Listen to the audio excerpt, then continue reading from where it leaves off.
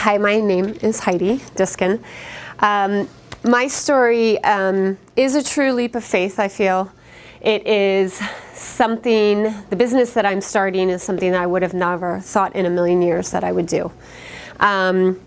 So it started in fall of 2015. I was volunteering at the time in between jobs for a cancer organization, and we had a baby shower for one of the girls. And at that baby shower, there was a fine lady who happened to be the mom of the woman who passed from cancer, but named Tony. And Tony, I think, was the start of everything for me. We were chatting briefly in our group about a tragedy that had occurred. There was a missing boy in March 2015 in Newtown Square who was eventually found. He was 13 years old, and he had taken his life by gunshot. And so he was, there found. And a lot of the women at the baby shower were talking about how he went to Shipley School, he went to this prestigious school, and the schoolwork was too much for him, and this is why he took his life. And the more I listened and listened, I was like, this doesn't sound right. And as I started to kind of chime in, I guess I kind of went back to where I was many years ago, which was I had my first depressive episode at age 19, which is over 20 years now ago. And I just couldn't really quite understand what they were referring to. Like, that's how he would take his life, or only for that reason.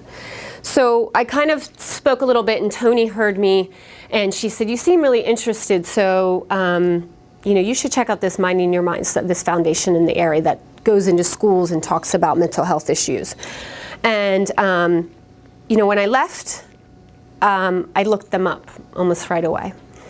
And I guess in a little small way, I can tell you that my disease, because that's what depression, bipolar, anxiety are, they're medical conditions, it spiraled out of control for 13 years because I never got diagnosed. So through college, through my first career as a teacher, I went in and out. And what happened was, 2 months after I married my husband, one of the happiest times in my life, because I was still undiagnosed, I had a suicide attempt. So that's one of those big scary words, and we don't talk about it a lot. But back to my story. After I looked into this and I started researching, I felt very good that there were organizations who were talking about this and trying to make a difference. And then I slowly learned about a foundation in our town who lost their 18-year-old son to jumping off the George Washington Bridge. He was treated, it just didn't work. So when I met Lori and Lee from DMAX Foundation, I looked at them, this definitely isn't a funny story, but it's an inspiring story, and said, Dan didn't want to leave you, that was their son. And they're trying to establish clubs on college campuses for a safe place to talk about mental health and be with one another. And they instantly, after I said that, asked me to become a board member. So it was the first time I'm holding a board position. And I moved from there, and I spent most of 2016 researching like crazy. I was starting to drag my husband out to Chicago to go try to meet Brandon Marshall, who has his own he's a Chicago Bear, now a New York Jet. And I really started diving into who was talking about this. Glenn Close has an organization because her sister was suicidal. And so I jumped into that and, doing things for DMAX. And what I started to really realize was I have to form this into something other than volunteer positions. And I realized, I could maybe speak about this. And the biggest problems we're having in the mental health world is all ages, but it's huge in ages 15 to 24. So colleges, high schools, we have a problem because it's the second leading cause of death, suicide, right now. So what happened was, I was like, all right, I need to do this.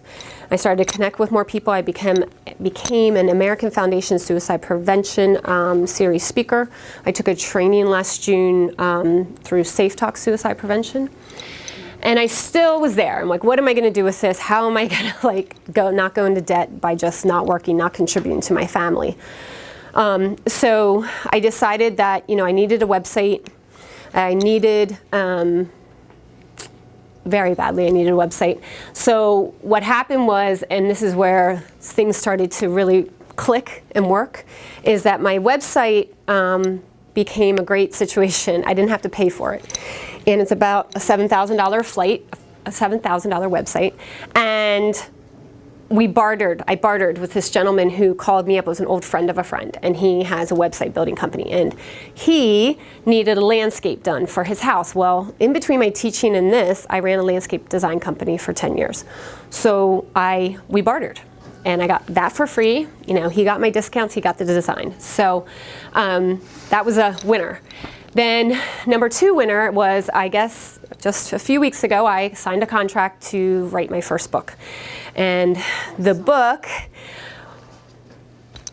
also, I guess, I'm getting a little help because randomly I'm in a working moms group, and I met with a lawyer one day, or we were talking, and she knew that I was a teacher. So she said, well, where's your pension money, right? Like, we were just talking about finances.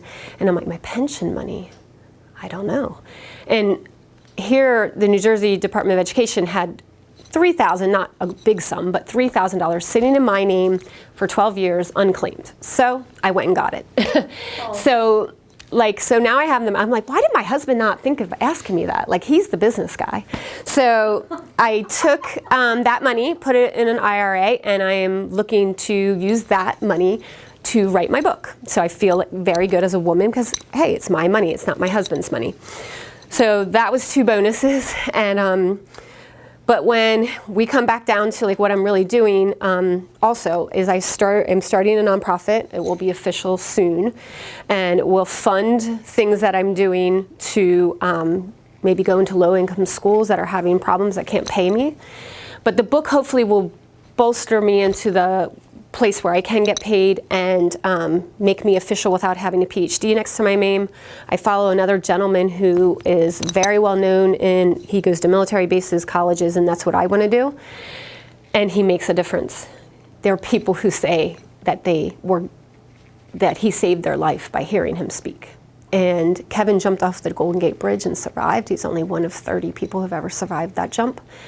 And you know, this leap of faith could have destroyed me because it could have affected me, and people close to me said, isn't this going to stir things back up for you if you're going to tell your own personal story? And it hasn't. It's only given me drive and yes. And I cannot bear to hear of 13-year-olds or even 50-year-olds who jump off a building and take their life, because we don't talk about it enough, and there's stigma, and stigma could have brought my leap of faith crashing down because people don't want to talk about this and they don't want to say it's a real condition. So now that I'm on my soapbox, that is basically my story. And maybe one thing, my nonprofit is called Silence No Longer Foundation, Silence No Longer SNL. And hopefully I'll get on SNL one day, comedy show, and they'll be able to rally for my cause. And that's my story.